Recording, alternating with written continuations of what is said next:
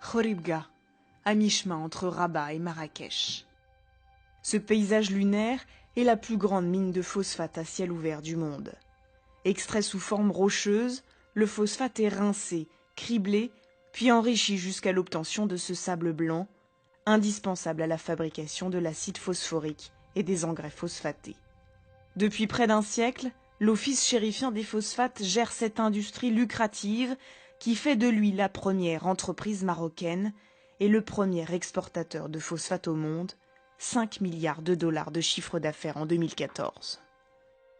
Les phosphates représentent 19% des exportations nationales. L'Office emploie aujourd'hui 21 000 personnes. Le Maroc, plus grande réserve de phosphate du monde, le royaume détiendrait 75% des réserves du globe.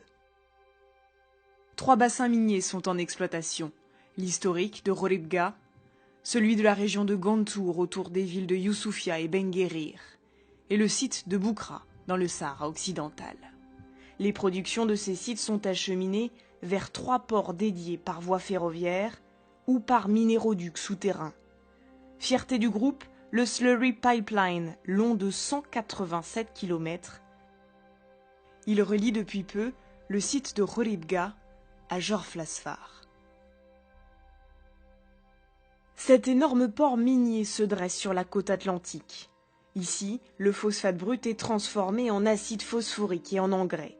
Depuis 1965, l'OCP mise sur la valorisation du minerai, réduisant la part de ses exportations de roches brutes.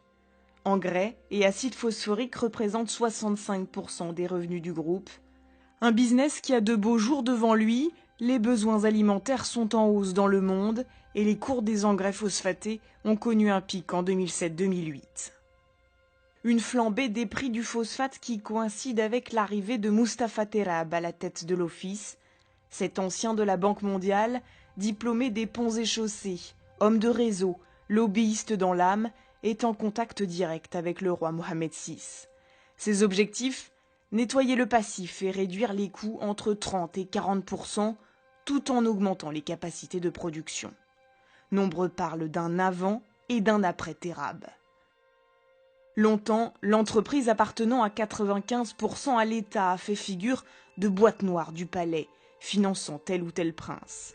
Sous la houlette de Terrab, l'OCP s'est mué d'un établissement public en société anonyme, publiant ses résultats financiers, levant des fonds sur les marchés internationaux, s'engageant pour la croissance durable avec un projet de ville verte à Ben Guerir.